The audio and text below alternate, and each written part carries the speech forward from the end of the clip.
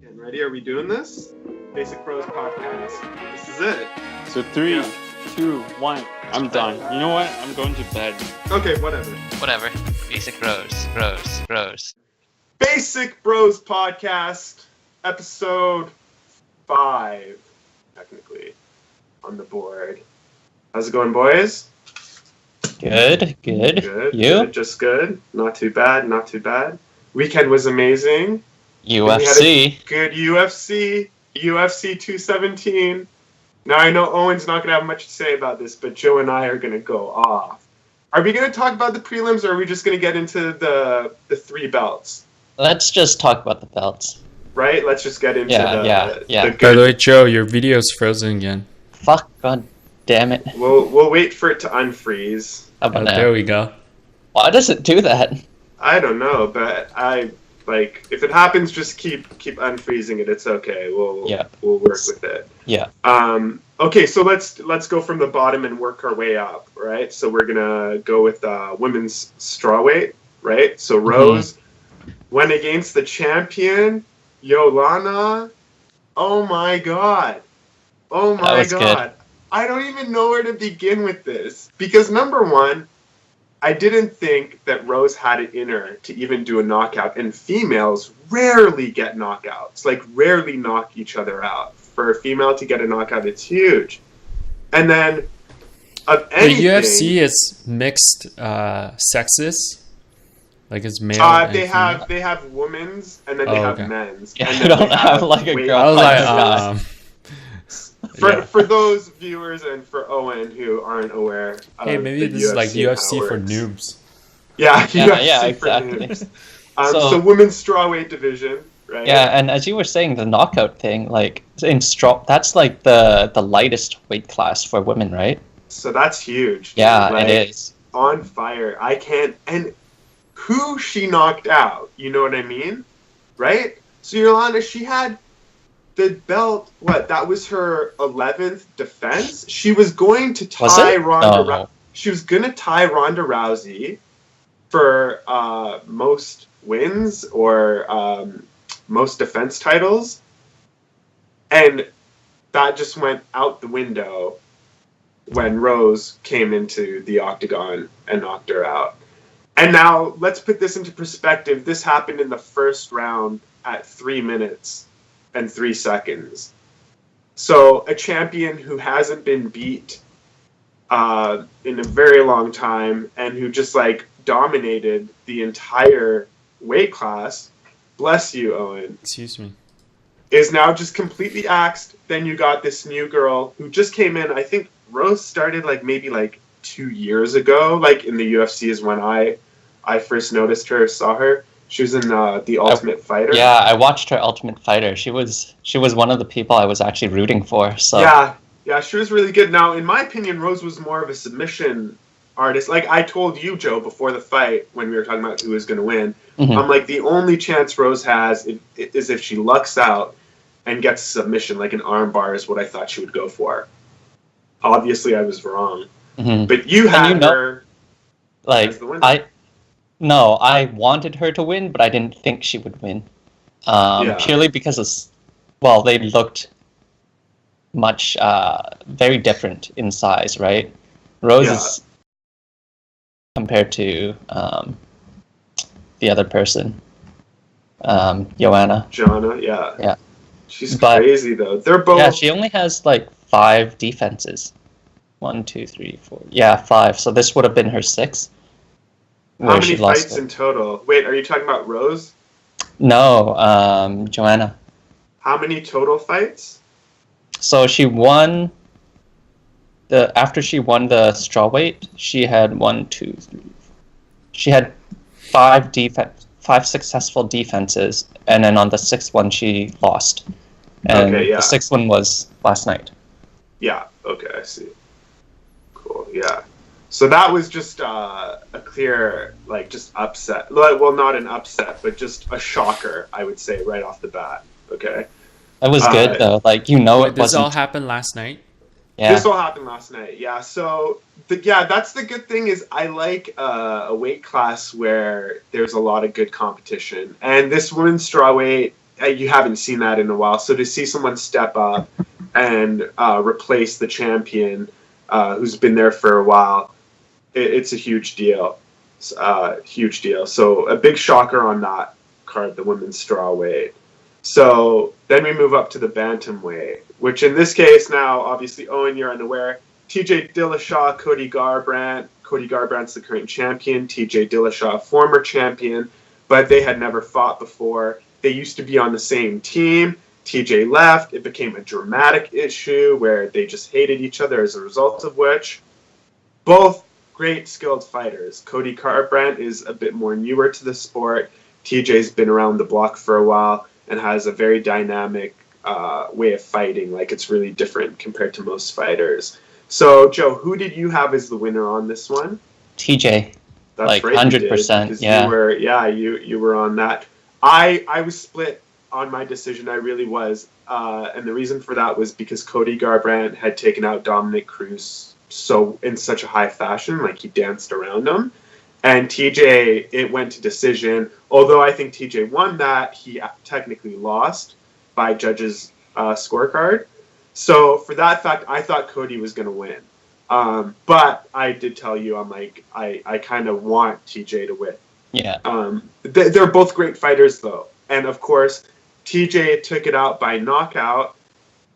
Cody, though, hit him on that chin in the first round and nearly knocked out TJ.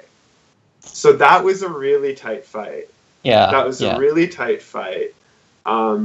I don't know what you noticed in there, but I just thought at the end of the day it came down to TJ being the more experienced fighter and him being able to handle being knocked down. Because as soon as he got knocked down, the first thing he did was grab Cody's leg, right? To keep him in position from getting punched again. Whereas Cody fell backwards. Again, by the way. Oh, I didn't notice that because he just looks like he's smiling and listening. I know, right? That's why I didn't notice it either. Why you keep freezing up? I don't know what's going on. I think it's his internet. That's weird. Yeah, I just always liked TJ because his style and his the way he fights and the way he just is in the octagon is so much more entertaining. You know, he's loose. He's like wavy. He adapts to things. Whereas Cody, to me, he seems incredibly too technical cocky? Or something like that. No, I wouldn't say cocky. Just his overall style is very rigid comparison to TJ's. But I mean, did you watch his fight with Dominic Cruz? He was like dancing around him. Oh, you got to watch that fight. All right. If you guys haven't seen that fight between Dominic Cruz and Cody Garbrandt, look it up. I'm sure you can find it on YouTube. He danced around him, and Dominic Cruz, same thing, is one of those fighters with a very unique style that has been very difficult to beat, and Cody Garbrandt just like annihilated him, like just made him look bad, like he wasn't fighting well, which is a shocker. But in the end, I think Cody Garbrandt, we're going to see more of him. I think I think that bantamweight division is now going to also do exactly what the strawweight division is going to do. And that's a lot of rotation between championship belts, between the top three. If you look at the bantamweight in the UFC, it's loaded. Like the top 10, every single one of those guys could probably be a champion, give or take one or two of them. So it's going to be interesting to see what happens with that weight class in the future. But that was a great fight. Just that entire UFC so far, even the prelims and the early prelims were all like the whole show is amazing. They even gave away extra bonuses to the fighters that they weren't supposed to give or weren't going to give. So let's move on to the middleweight. You want to talk about this one? Bisping GSP versus Bisping. Oh man. Okay, so how many games happened last night? Fights? Yeah. Usually there's like a whole bunch of different cards. So different fights on the card. There's 5 in the main card, and then there's 4 preliminary fights, and then there's 2 early prelims. And they all happen on the same day? Yeah, so it starts, like, early prelims are, like, let's say it's Pacific time, it starts at 4, and then, like, by the time you get to the main card, it's, like, 7 o'clock and it probably ends at around like 9 or 10 sometimes. Yeah, it's a big event. Yeah. So, okay, Bisping versus St.Pierre. Let's finish this up. This is the last one we're talking about, Owen. Don't worry. This is the last one. Yeah, don't worry. So, yeah, you, like, as Canadians, just gotta vote for GSP. And, I mean, he's always just been one of my favorites. Yeah. You're frozen again, by the way. I have no idea why. Yeah. I think it's just your internet. I think you might have to disconnect and reconnect if you want. But I don't think so, because if it's the internet, then his voice should cut off. Yeah. Something would happen, right?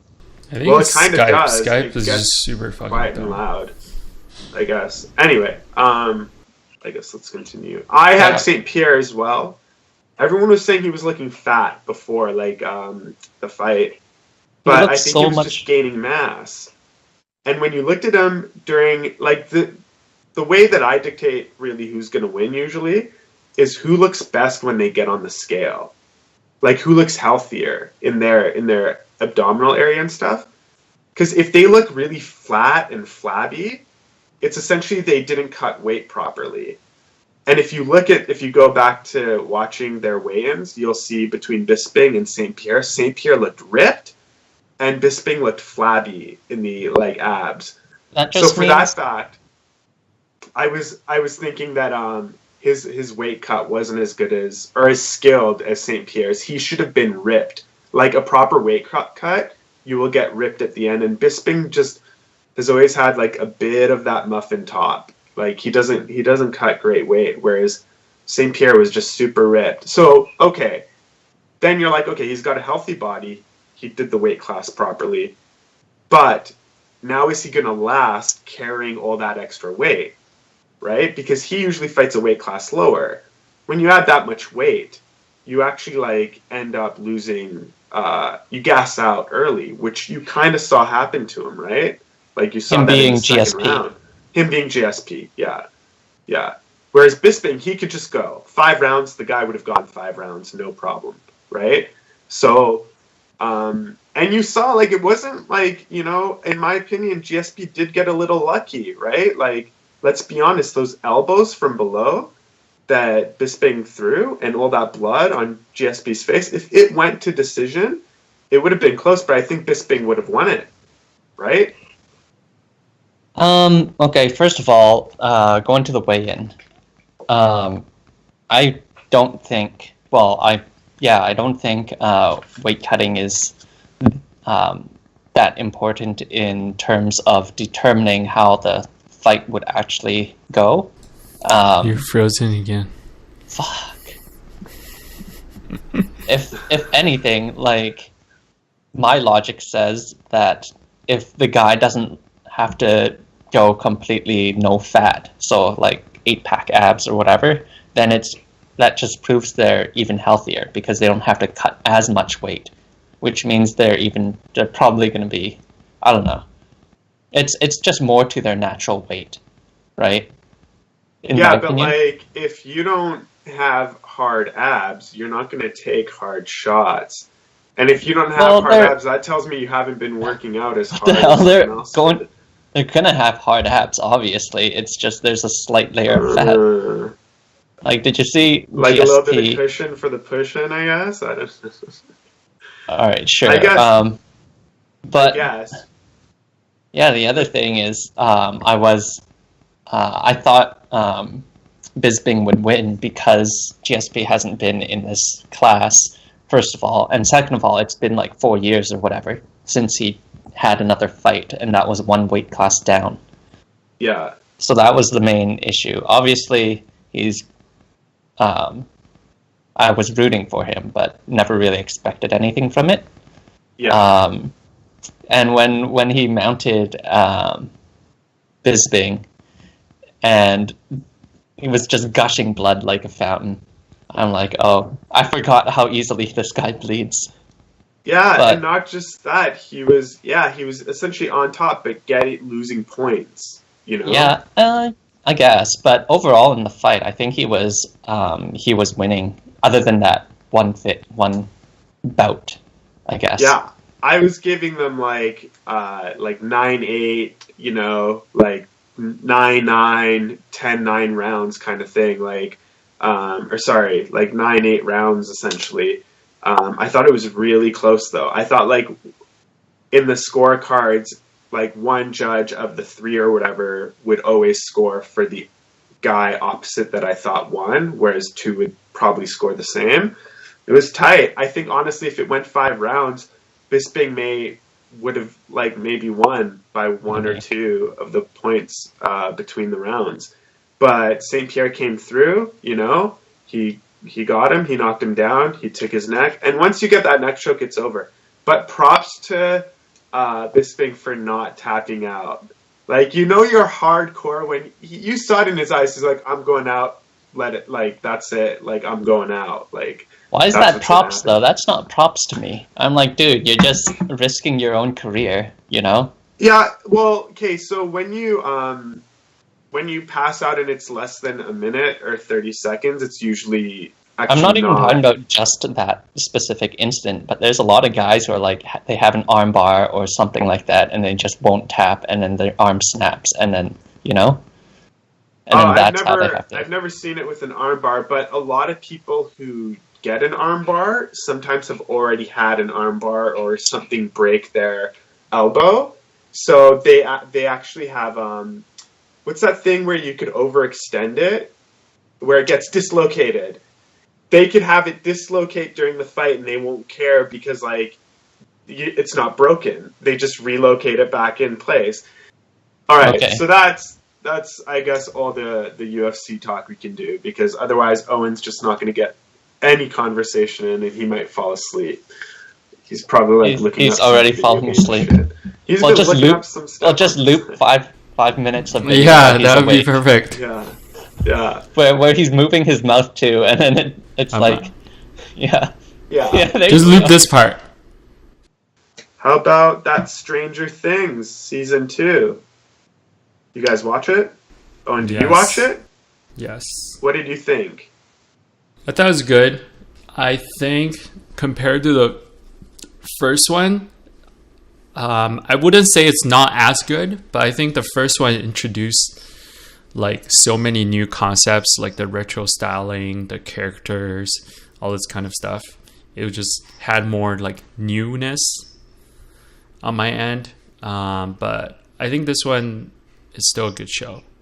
Yeah, I didn't really like it as much as season 1, sort of for the same reasons as Owen. I feel like they didn't really... It didn't just seem as crazy as, I guess, season 1 because of newness, you know? And I also remembered how much I hate that character, the curly hair kid. 11? No, not 11. No. Talking about the kid who found the brownies in the first season. The guy that has the pet. I can't remember the characters' names. And the lisp. Is this one of the... Oh, the fat kid. With the lips. Yeah. He's like one of those characters where like he's like meant to be hated, I think. I like him. I guess. I thought the thing with, what do you call it? The lips? Lisp. The lisp fits really well with the character he's portraying, right? Though he's like the Carl for me, or the Laurie from Walking Dead. I just don't like those characters for some reason. I think this episode, but I just don't like those characters. Yeah, I think especially this season he did something really stupid, which I got pretty annoyed. I can see where you're coming from, but I think overall he's still a good character. His character is supposed to be like that, right? Yeah, exactly. That's why I'm saying it's good, but then it's like meant to be hated type of thing. Though I will say from last season, I don't think he was like playing really dumb. This season he was like the guy to blame. It's like, dude, halfway through it's like, dude, what the fuck are you doing? Yeah, not just that, it's like, you know, like, if they found that pet thing, like, nobody's gonna keep that shit. Like, nobody's dumb enough to keep that shit. And you would know, like, where it came from, because you're part of the whole Stranger Things thing. You've been there. You would think. Yeah, no It's shit, like, Sherlock. oh wait, this kind of reminds me of some really scary shit from a year ago. Yeah, and it was kind of like a portion of the plot that was predictable. Like, you know what's going to happen with this thing. You know exactly what's going to... And you know the love between this guy and that thing is going to, like, develop, and he's going to not want it to get hurt or something. By the way, we should like, put a giant spoilers alert thing. Oh, well... in the Oh yeah, beginning. that'll be put People before were- this whole thing. Yeah, Yeah. so spoiler alert. It's up in the corner anyway, so... Oh, yeah! You know what we should mention real quick? Our new awesome graphics. that Wait, people it can should see. be this corner for you, yeah. Wait, Because this you're way or on the this way? bottom right. So it should So be here? Here? like you should be pointing up this way. Yeah, No, right here, no, right? No, this way for you. Well, yeah, right yeah, here. there Oh, you yeah. go. It's somewhere- so there. Somewhere here. Okay, it's somewhere And here. Joe, or you're here, frozen or here. again with like a hand in your face. He keeps Oh my freezing. god. He's so pissed off. So that part, yeah, was predictable plot, which I hate predictable plot. The other thing that bothered me was the whole extended plot Oh, the 8. where 11 goes and meets Meets with 8. That was stupid. They So- should have axed that completely out. 11 should have been part of the storyline with the kids. Yeah. The whole cabin thing was stupid. They should have just brought her back in the game right away and developed something with her, like a problem with her right away. Yeah. And they didn't do that. I think that actually So- became like a huge controversy online. Like there's one side arguing against, holy shit, this is so dumb. That episode with her sister or whatever.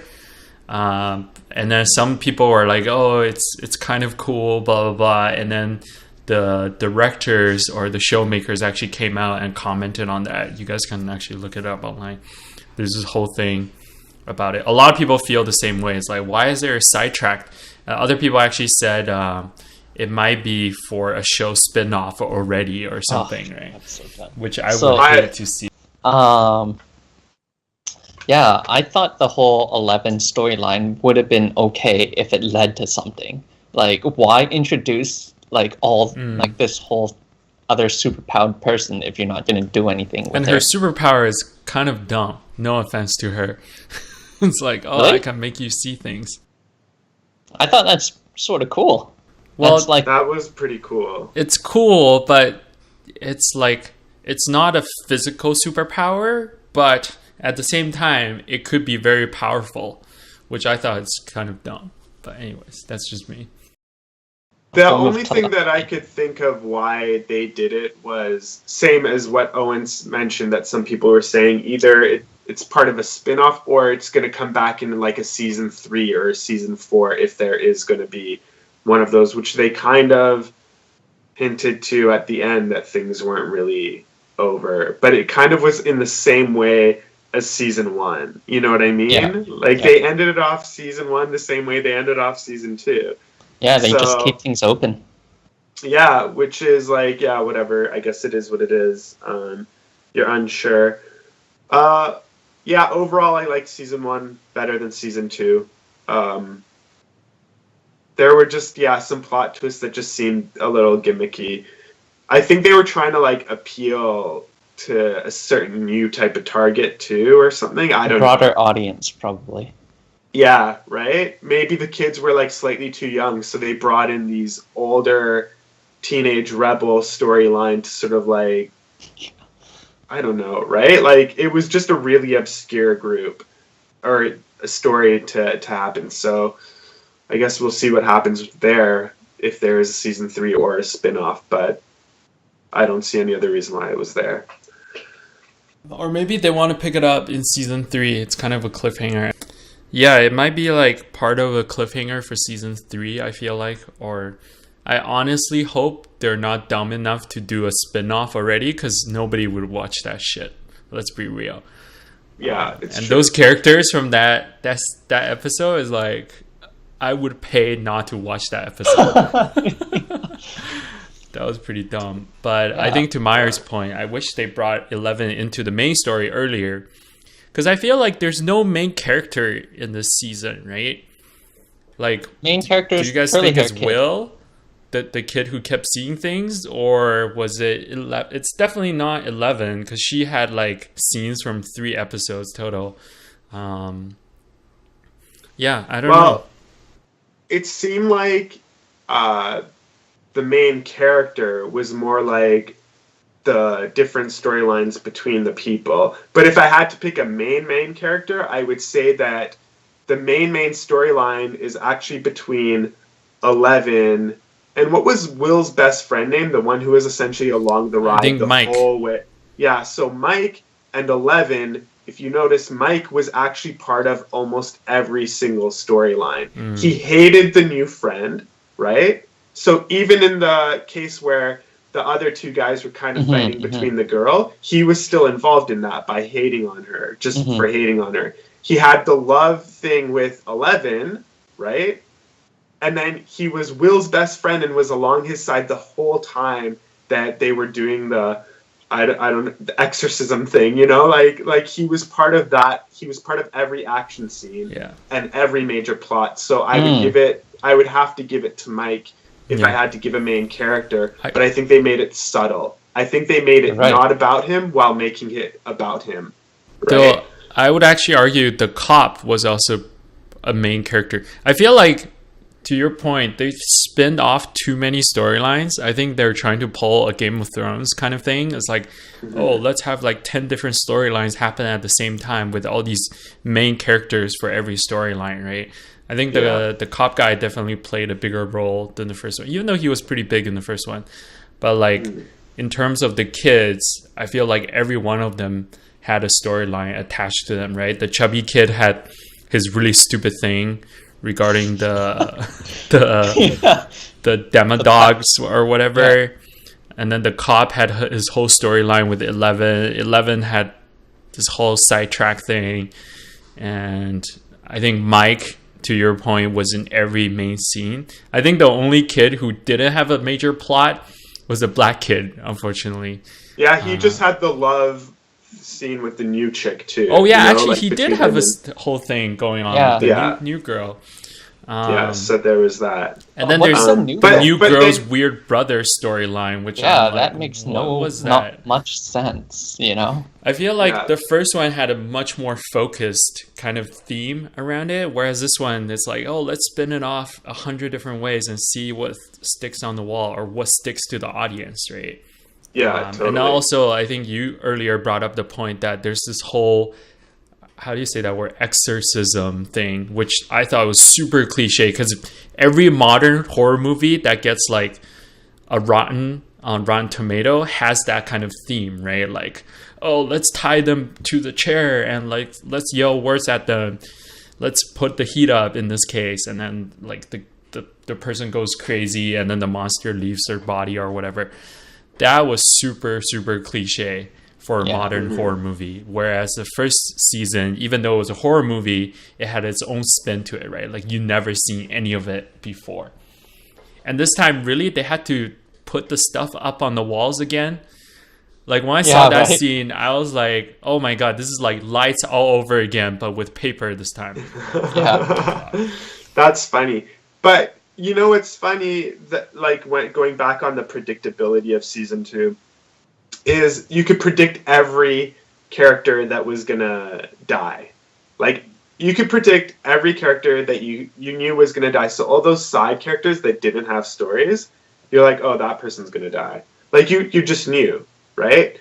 So part of me, like for that fact also is kind of like, well, predictability is always a huge factor on why I like something or don't like something. And if something becomes very predictable, I kind of get a little like, so, I mean, I liked it overall, but the predictability really annoyed me, if that makes sense. I think, don't get us wrong. If you haven't watched it, you probably should have not watched what we just said. But you should. It's still worth watching. I guess that's the point. Now, right? I want to say it's not like the first season was pretty predictable. Yeah, but the first season was new things, you know, like retro style.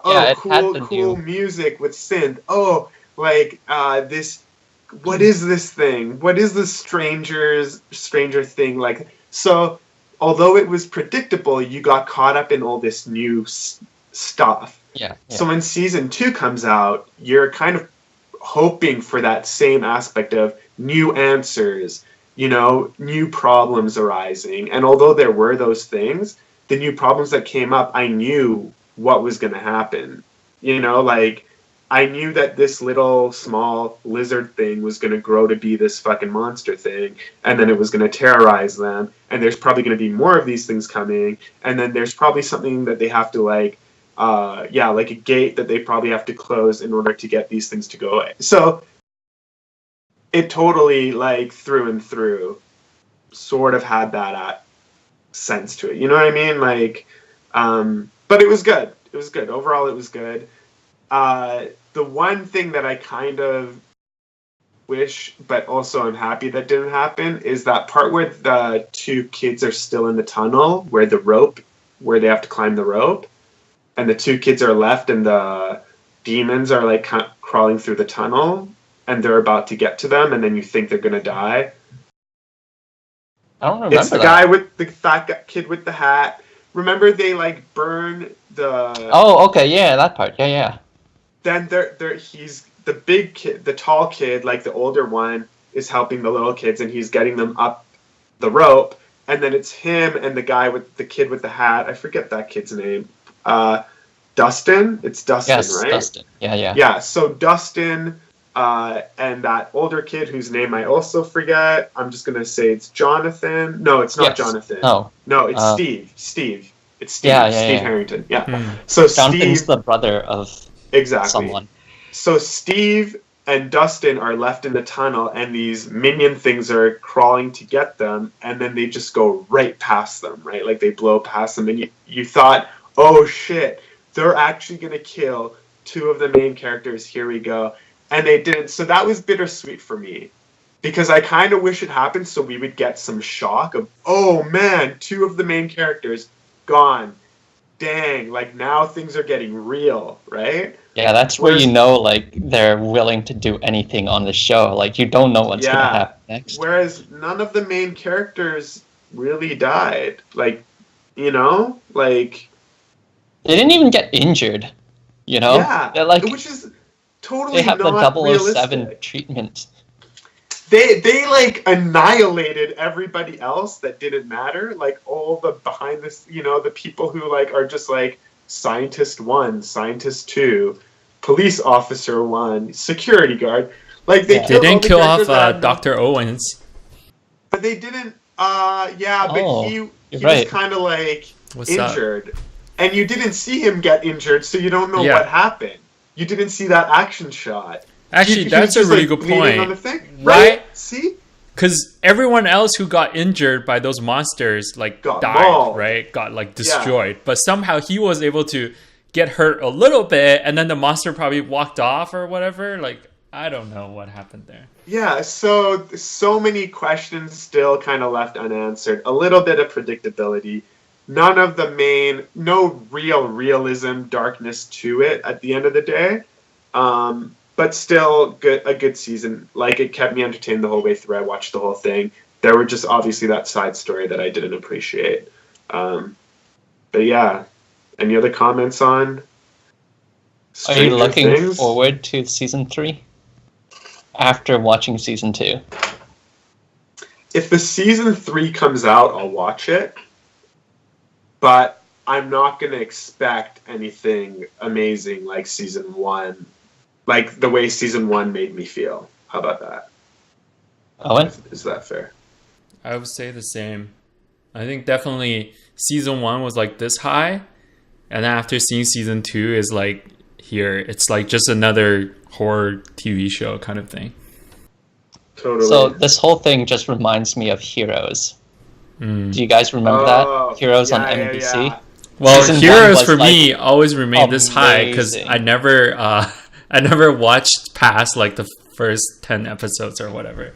Okay, so pretty much after the first season, you stop watching. Yeah. Okay, so I did good. That's the smart thing, because it does the Stranger Things. It's a huge drop down in season 2, and even worse in season 3. So, I'm honestly, I don't know if I am looking forward to a season 3, but we'll see. We'll see. Yeah, we'll see what happens. I'll definitely watch it still, but yeah. You know what I've been watching? I've been watching is it the former CEO or the current CEO of Amazon selling $1.1 billion worth of Amazon stock? Now I know that of anybody here, Joe has something to say about this. I'm going to let you start off if you want, and then I'll tell you how I feel about this.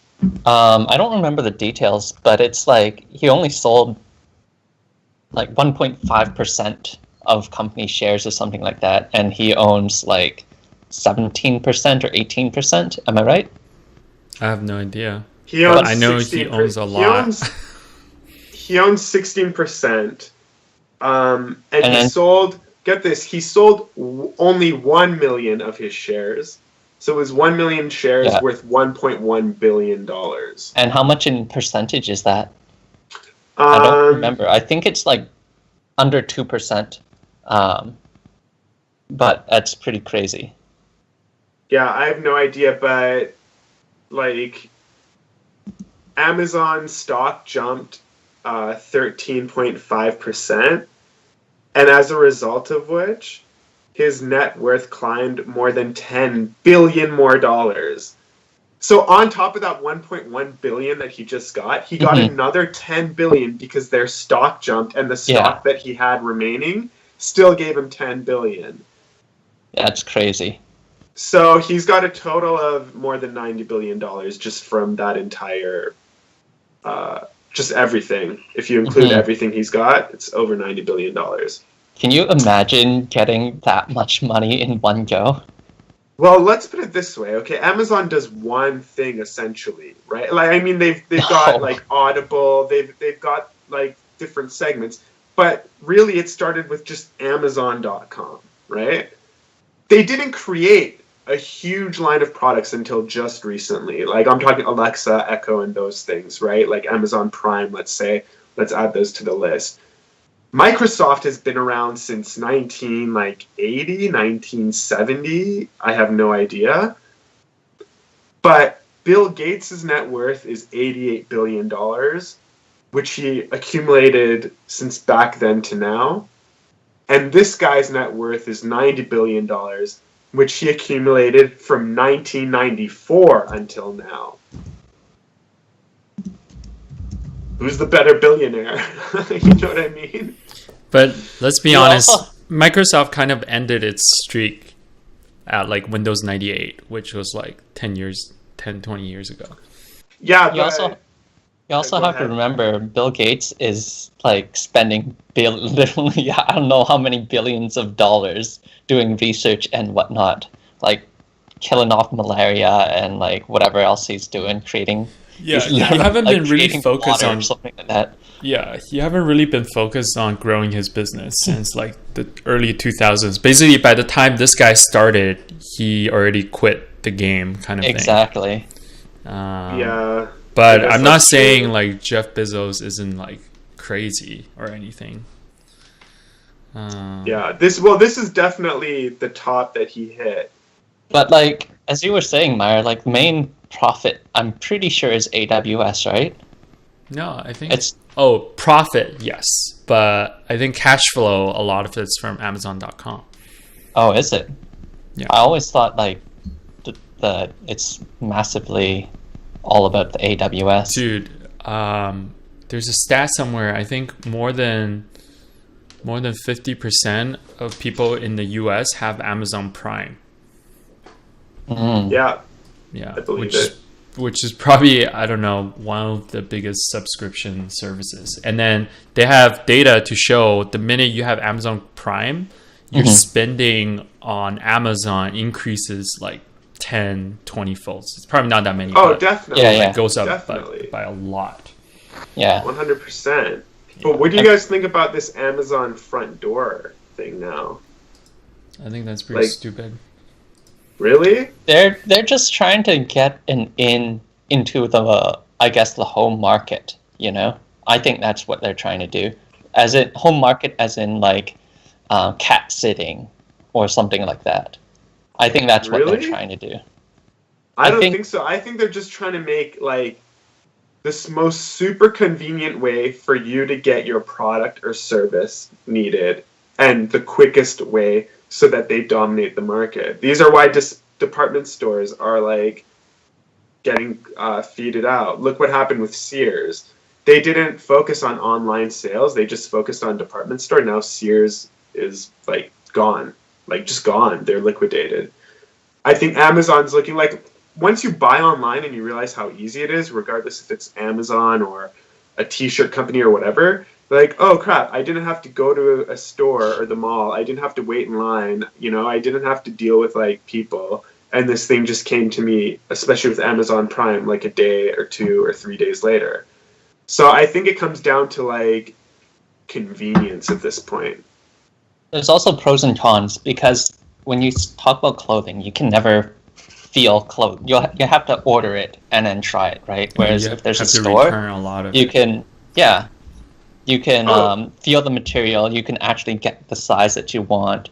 If there's a bunch of t-shirts, maybe one has like stitching that's off, you can actually choose. Whereas if it's online, you get none of that, and it's sort of like a gamble. This is true. What I find is if you order from the same like companies more often, you like can gauge that already. But the other thing is they make it convenient for you. So okay, you want to return something, no problem. If there's a store near you, usually you can go to the store and return it or exchange it there. Or they even send you a mail back bag. So like, yeah, if you get something and it's crappy, you fill out the form real quick. You're like, oh, I want an exchange or return. Or yeah, it's damaged, and then they offer you, they're like, hey, do you want a new one, or do you just want to send it back or whatever, and you just slip it in. You don't pay for shipping or delivery or anything, and boom, it's gone. A good example of this is American Eagle does a great job, in my opinion, with that. I'm just using them as like a clothing company example. But yeah, like I don't go to the mall anymore, dude. I don't shop, even for my clothes, never. Like it doesn't matter if I'm buying a button-up, dress pants, dress shirt. I know my size in the different stores that I usually used to go to, and now I just find them online.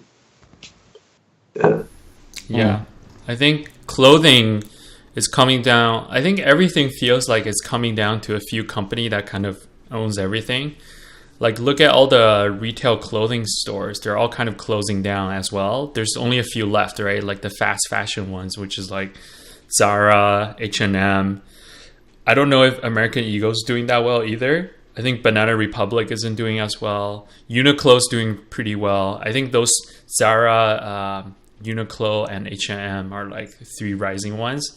And they just carry like super cheap shit for all season, weather, like whatever, right?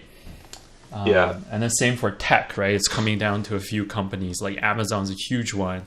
Now that they own Whole Foods, they own the distribution chain, and they're going to deliver your groceries. They own your door. Though the problem with the door thing I see is that own your door. Yeah, you have to buy their very specific locks, right, to put on your door. They got to make that a system so any smart lock I buy, it can be used with that. And also, I'm kind of worried that like what if the delivery guy don't lock my door after they drop it off? I think those. What if I have an alarm system? Sorry, I think those kind of doors, they auto lock when you open and close them. Okay. Like they automatically lock. But the other cool thing about doors like that, I mean, this is getting into something else, but I know a guy who's got a microchip implanted in his hand. It's like this little, it kind of looks like a small plastic pill. And it's got a bit of kilobytes on it that's connected to his Android. And he has a smart lock on his door. There's nothing. There's no like key slot. There's nothing. Absolutely nothing. And all he does is he reaches for his doorknob and opens it, and the door will open if it detects his chip. So he's got the chip to set for that. Like his chip is his fob, essentially. They had so he lives alone, while, right? Yeah. Or does everyone have to get one of those things implanted into them? Well, he's like one of those futurist type people. You know what I mean? Okay. Like, it's like his job is kind of oriented around like future development and all that stuff. So he got one implanted because he found it beneficial. But I know the guy who also does it, like who did it for him and does it. And I was going to get it done because I thought it had multiple tasks to it. But he's like, no, you have to pick one thing and it could do this, this, or this, or whatever it may be. And I'm like, oh, never mind then. I'm like, maybe in the future when it gets more crazy where like if I pick up my phone, it'll automatically unlock my phone. Or like, and it still opens my handle and it turns on my car. Like, and it does all those things, then maybe or I'd be it just is your it. phone. You just do this. Yeah. Totally. Or you just speak into your arm. Like, hey, what's up? Yeah, but that's Siri, going back dial to this for Amazon me. front door. I agree. I think like, and eventually, Owen, I think everything will be universal that way, but it's a new experiment, right? So it's just a matter of working with those companies that make smart locks like that and being like, yo, let's try to work together so more people can use both our By the way, products. did you guys end up watching Black Mirror? Did we talk about this? Well, I've watched it before. We've talked about Black Mirror before. But like we're totally heading down that future where like you get a chip and you don't really have a job because everything's automated or taken over by AI. Just sit in front of your TV, watch like entertainment all day, and then technically the chip is also a kill switch, right? Potentially. It's kind of like the dystopian thing we're heading down, right? A chip to do everything, but you can also like put you out of your whatever. Yeah, everything is becoming digital, even our currencies.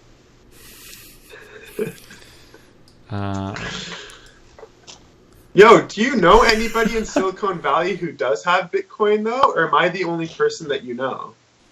No, because I think a lot of people in Silicon Valley don't want to gamble with their money. Let's be honest, Bitcoin is... I think there's a lot of things going on behind the scenes that's driving the price up. If you can ride the wave, that's great. But if you can't, then I kind of see it as a 50-50. Like, it's a gamble, basically, right? I might as well take my money to Vegas. Though, actually, you probably never win in Vegas. So the chances are still higher than that. But I see it more of a gamble. Chances are totally higher. But the thing is, the reason why it's Are we getting into this? Are we doing this? Just a little bit.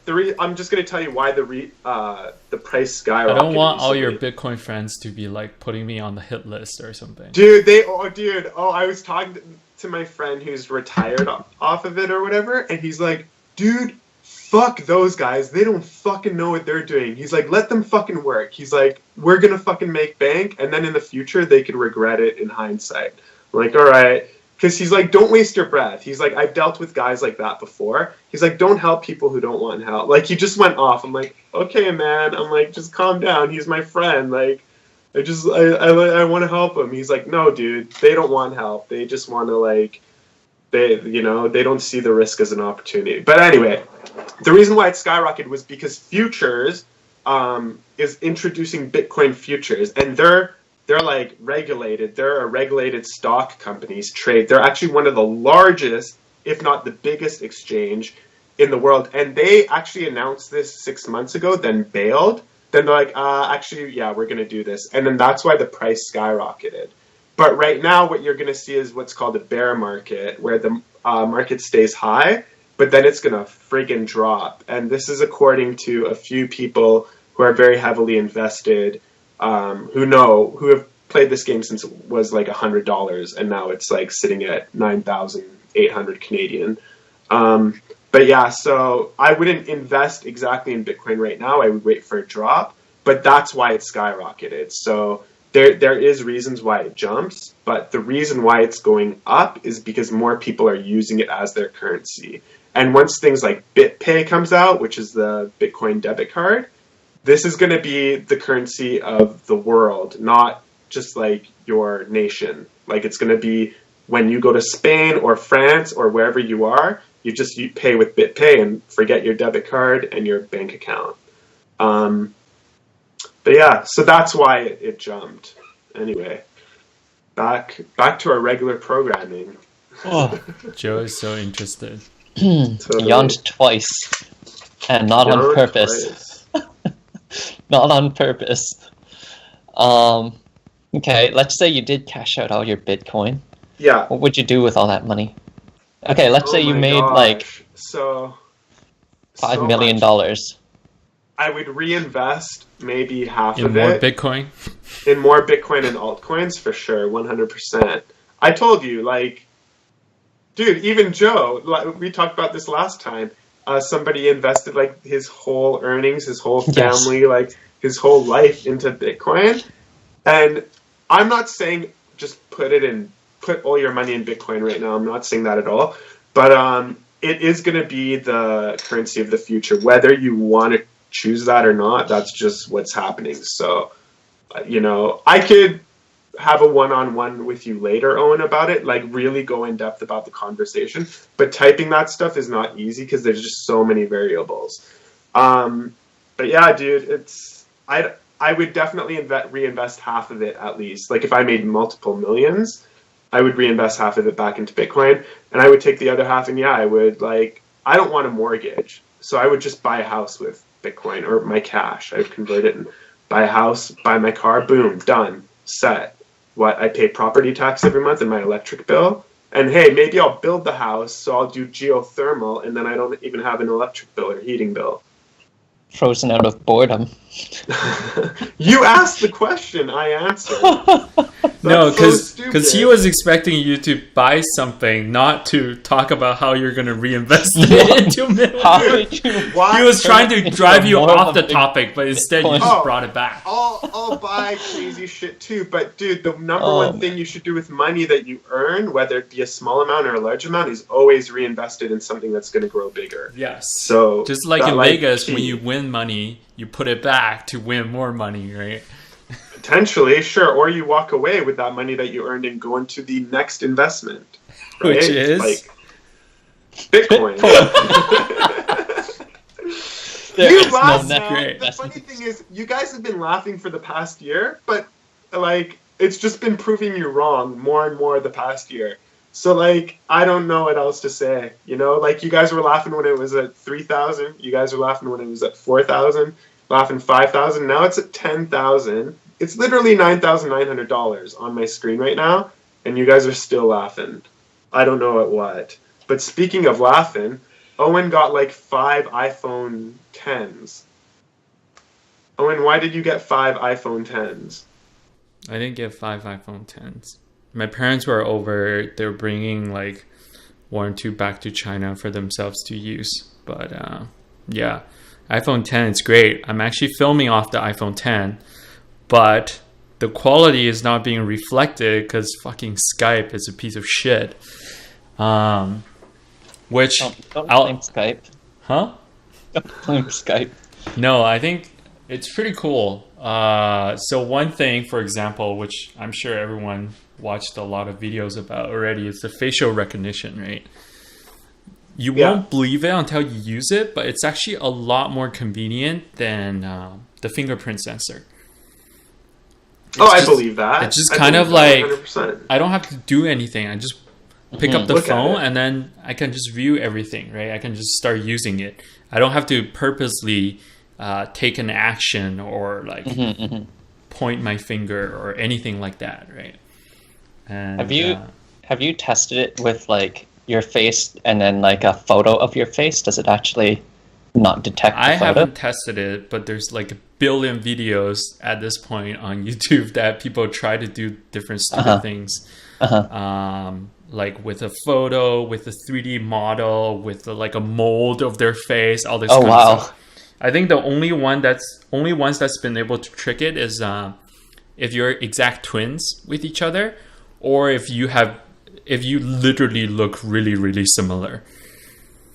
That is cool. Yeah. Well, but I hear if you close your eyes, it doesn't detect it. Yeah. Like it's that hardcore that if your eyes are closed, it won't detect. It's pretty cool. Yeah. What if you like grow a beard? Well, you just never. I think if based on facial lines. So I think if you cover a large part of your face, like if you grow out your beard really long, that kind of covers your lips, then it would be messed up. But if you just grow out your beard, kind of like Mahyar, I think it's fine. Like Mahyar now versus Mahyar shaved, he should be good. That's actually why even Snapchat, I mean, this doesn't always resolve itself, but A lot of the times, if you use Snapchat on a photo, like you try to do that face swap, but you try to do it with a photo, a lot of times it won't detect the photo as a face because it's a flat image, and it somehow gets the light, I guess, in the specific way where it doesn't get the actual shape, like the depth. And I think that's the one thing where facial recognition comes in. It's mostly the depth and the shape of the face, not the textured pattern of it, if that makes sense. So another thing that's really interesting with the new phone is that there's basically no physical buttons, right? It has like on and off and volume, but that's it. As you know, it got rid of the big home button that it kind of invented with the first iPhone that got adopted by all the other smartphones. So like, let's have one button in the front. So I think that's really interesting because for me, it literally took 0 time to onboard with the new interaction. It just feels so much smoother. Now I don't have to press down on something. I can just swipe through different things. By the way, Mahyar, we're talking about the lack of a home button on the new phone. Oh, yeah, okay. So I can just swipe through things. However, I think for an older audience, right, like say my parents, for example, I think they're going to have a hard time getting used to that sort of interaction. In fact, Apple actually made like I got an email today. It's like, hey, want to learn how to use a new phone? Watch a 30-minute video. 30 minutes? Yeah. Wow. And then they actually have a lot of onboarding put onto the phone as you like update your iCloud and like the first time you turn it on. So it seems like they're pretty concerned with people not being able to navigate around it. And I can see why. Yeah, even though traditionally Apple products have been known, like even a cat can figure out, oh, if I swipe, the screen changes kind of thing, or a baby, right? But now it's getting a little more complex with the removal of the button. Yeah, I think I've never really liked the having a home button. I've been waiting for like a full screen device for ages. Even like the OnePlus 2 right now that I'm using, although it has the home button, it's like sort of part of the screen type of thing. It's not an actual clickable button. It's sort of like a sensor. And so yeah, full screen, definitely all on board for that. Thing with onboarding though, that's only needed like right now because it's the first thing that's doing it for a mass market, right? That's true. 3 years down the road, no one's going to need that massive onboarding because it's going to be the norm, or at least I hope it will be the norm. Yeah. I think this one, in a sense, it took technology forward a lot in that one is that it's going to be all screen. So for some apps that are really optimized for it, so Apple's settings, it's not really an app, but there's settings in the phone. And then there's some chat apps that are really optimized for it. It feels really nice when it's full screen, right? To Joe's point, it feels like I'm holding a piece of paper, but it's interactive, right? It's all content. So I think that's one. And then two, I think the fact that with facial recognition, I don't have to interact with the technology per se to get it to recognize me or anything like that. I just hold it up naturally. It just knows who I am. I think kind of technology fading into the background is a really good thing. And then three is just that the lack of general buttons, right? Yeah. Now it's just all on-screen gestures. I think those three things really set it like apart from anything that came before it. It's kind of like technology being more part of our natural lives, right? Kind of we went from the punch card to keyboard and mouse to like a mobile device, now to like an even more embedded mobile device, right? So I think that's really interesting. I'm just waiting for the day where like it doesn't even need facial recognition anymore. It's just it detects like your personal like bio whatever electrobiotic. Your personal magnetic field, right? Yeah, exactly. Like your heartbeat or something like that. Just as you pick up. When Mahyar picks it up, it's like, hey, did you want to buy some Bitcoins today? It's like, yes. It knows today me. is not a good day to buy Bitcoin. That's the There's one not even a shitty part question. when it goes up, dude. No, when it goes up, it gets shitty because then you're like, I used to be buying this stuff at like 3,000. Now you'd be buying it at 10,000. Literally, it's $9,946 Canadian. By the way, Joe, you're frozen. So, but yeah, back to the iPhone whole thing. Are you sure you don't want to talk more about Bitcoin? Dude, I But can please, Bitcoin Bitcoin. I mean, iPhone. Please move back to the iPhone thing you were going to talk before about. we No, before we You know how many? let me say one Do you last know how okay, many I'll say it iPhones you can after. buy with Bitcoin? Oh, a lot. Oh But my do you know God. how many Bitcoin All right, you could buy? hey, my time is up. I'm going, Hey, guys. let me talk about the dang iPhone. Let me Okay, give go. my 2 cents. Go. Okay, honestly, I feel like ever since Steve Jobs stepped away / passed away from Apple, they've lost that final sense of quality control. I feel like when he was in place, they had a really good sense of like, no, that's not right. Like, no, that's not working, so we're not doing it. And now they're kind of more like, whatever, let's try something new, even though it's not the best operating right now. I kind of feel like they do with like what Windows used to do or what Windows still does, and it seems to be just pumping out whatever, even though it's not perfect or the best method or the best way to do something. And I hate that. I would prefer waiting an extra year for an iPhone 10 as a consumer, even if it makes the technology slightly less new or fresh, and get something that's really well designed and really well great user experience, like the older iPhones, than to get something new that's just complicated and like, what are we, like Android now? Like, annoying. Wait, sorry. What about the iPhone 10 made you feel that? So exactly what you're saying, right? You're like, before it was like a baby could use it, and now they're making 30-minute instructional videos, right? So if that's what's happening, then they're obviously not doing the UX. Like, something's wrong with that UX, Yeah. right? I think that's one, but I think going to Joe's point, right? When they first released the iPhone, nobody had a smartphone or iPhone before, right? And they weren't expecting like, hey, tomorrow when we launch, half of the world is going to be using this thing. However, with this one, they are expecting that, right? Maybe not the next day, but like within this year, a lot of people are going to be using this phone. So naturally, when you have such a massive audience with such a big switch, you need something like that. But to your point, maybe they could have done something smoother. I don't know. I kind of feel like to, honestly, yeah, because most of the people that would go for the iPhone 10 don't need that type of thing. You know, it is kind those of people would go for the iPhone product, right? 8 or whatever they're on right now. Yeah. You know? Like, I would never buy my mom an iPhone 10.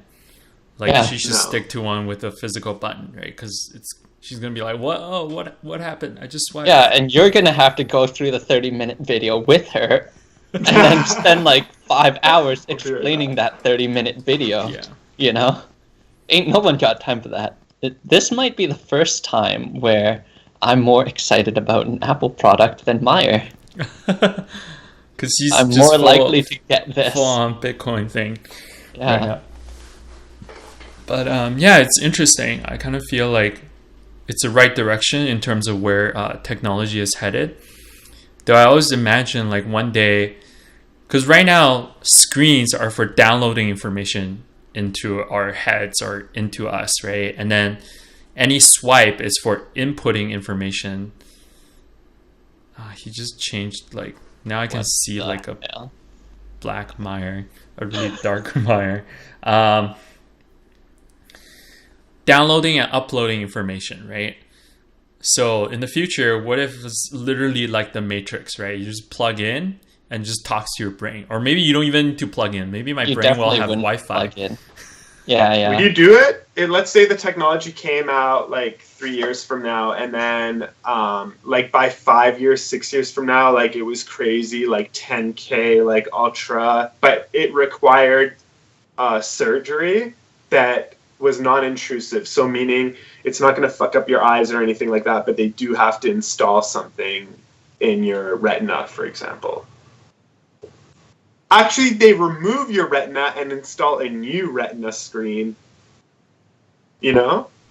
No, I think we're talking about like a step beyond that, right? Because screen is still for inputting information, right? What if it can talk directly to my brain? I don't need a visual sensor to see, right? I just Okay, but know even what it let's is. say with like wireless electricity or wireless internet, you still have something that plugs into one end and an antenna that pops out of another.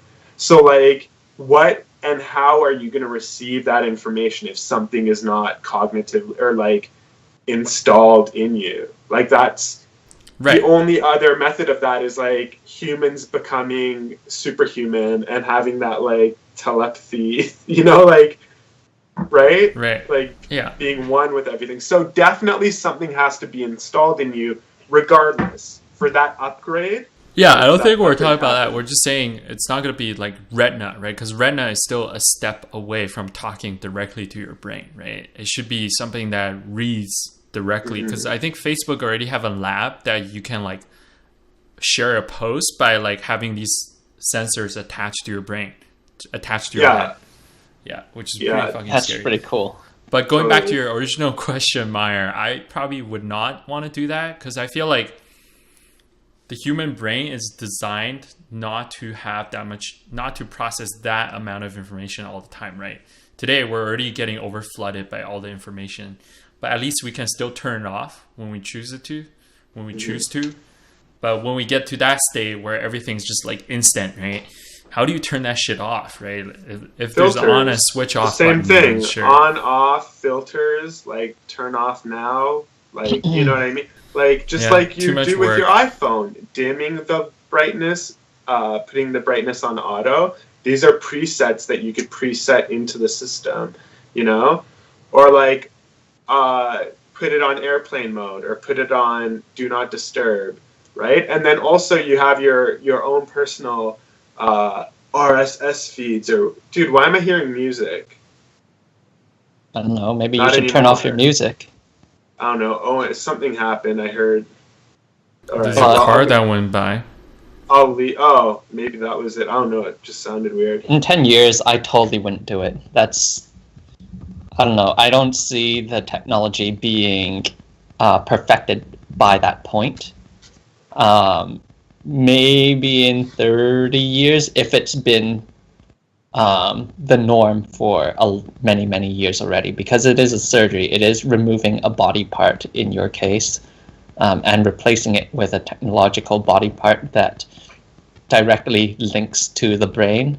So it would have to be like bug-free, and the security would have to be like top-notch type of thing for me to even consider doing it.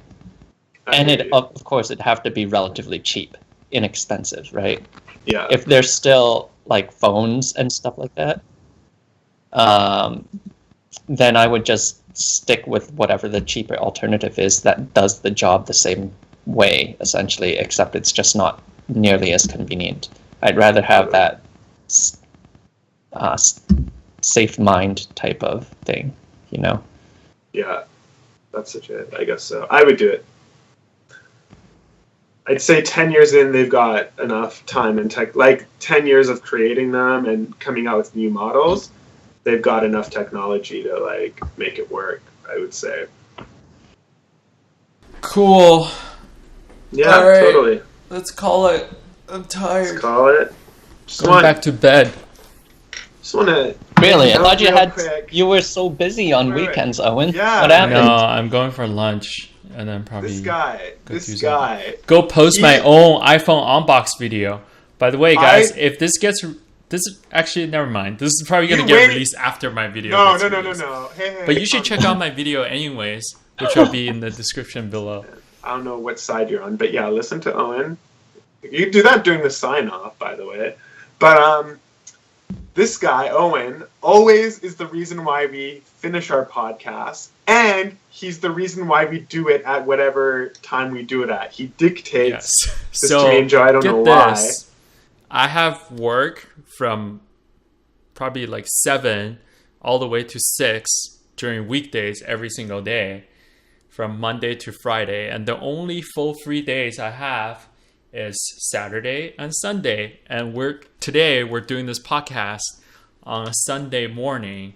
from 10 to 12, which already eats half of my day. That I get to. That's the. That's 50% of the time that I get to do whatever I want. It's already eating into that. So that is why. The thing is, though, here's why I get upset with that. That is why. Because when we originally decided to do this, we said that we would set apart a day and a time that worked for all of our schedules where we would do this. This may be your day off, but on your day off, you need to understand that you do a podcast from 10 a.m. to about noon, give or take, if it ends short or goes on longer or whatever.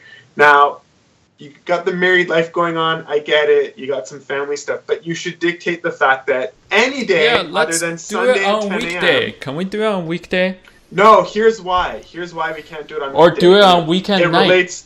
It goes back to you. Night. No, absolutely not. I will never do a podcast with you at night ever, because when we do them at night, all right, you're like, oh. Then let's do it super early in the morning. By the way, Joe, you're frozen. When we do it in the morning, you're here. Like, you're participating. Let's do it at 8 to 10 then. Or 9 Why do you have to do it so early on a Sunday? So though? I can do everything else during the day. Why don't you get up at 8 and do stuff between 8 and 10, then do the podcast with us between 10 and noon? Because nothing else is open. Say if I want to go to the mall, guess what? The mall doesn't open at 8 a.m. in the morning. Or you could sleep in and then not have to take your nap that you plan on taking right now. Just a little thought. All right, let's just stick to 10 for now and go from there. But do we want to end this podcast now? You've got to go, so let's just end it. All right, real quick. Owen's launching his new YouTube channel. Boom. There's going to be, the first video is going to be an unbox video of the iPhone 10. So please, please, please subscribe to that and go watch that. I'll put a link in this video description. Once he releases it, we'll update that for you guys. And subscribe to this one too. Yes, so I was just going to say, while you're at it, please subscribe to my personal YouTube channel, which is also in the description. And more importantly, subscribe to this YouTube channel. Most importantly, because we would love for you guys to subscribe. We want to know that we know we're getting the views because of our view count, which is awesome. We really appreciate all of you watching. But yes, we would appreciate it even more if you subscribed. So hit that button. We're here every week to rant, talk, discuss. This is the Basic Bros Podcast. Peace out. Boom.